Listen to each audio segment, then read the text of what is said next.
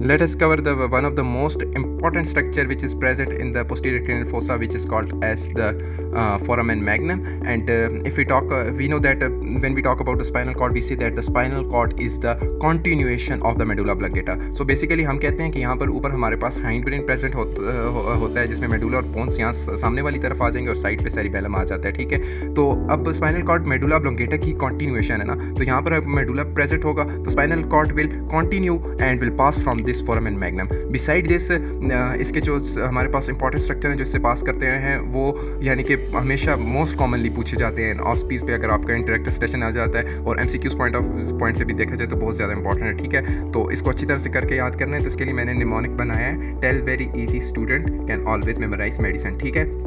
तो उसको हम यहाँ से डिस्कस कर लेते हैं, ठीक है। टी से हमारे पास आ जाएगा टेक्टोरियल मेम्ब्रेन, बी से वर्टिब्रल आर्टरी, ई से 11th नर्व, एस से स्पाइनल आर्टरी, सी से क्रूशिएट लिगामेंट, ए से एपिकल लिगामेंट, एम से मेडुला और एम से मेडिसन। अक्सर ऐसा भी होता है कि इंसान निमोनिक याद कर लेता है और एग्जाम में निमोनिक याद रहता है, लेकिन उससे जो चीज़ बन रही होती है वो याद नहीं रहती। तो प्लीज़ इसको अच्छी तरह से करके याद कीजिएगा, यानी कि क्या कहते हैं, ये मोस्ट कॉमनली जो है हमारे पास ऑस्पीज पे इंटरेक्टिव स्टेशन पे एग्जामिनर पूछ लेता है और एमसीक्यूज पॉइंट ऑफ व्यू से भी इंपॉर्टेंट है।